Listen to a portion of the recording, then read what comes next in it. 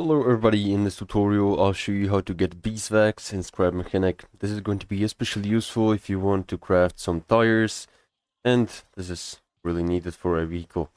So to begin, first of all, we'll need to search these rock formations for some beehives. And as you can see, I found some right here, and then just pick out your sledgehammer and go ahead and break it, and these beeswax are going to drop on the ground, so just pick them up. If they're higher up the ground on the rock, just use your lift and lift yourself to the spot where the beeswax is going to be. So just go ahead and slice it all open and pick it up. And this is pretty much all how to get beeswax in Scrap Mechanic. So thank you for watching, make sure to like and subscribe if you found this helpful, and see you in the next one.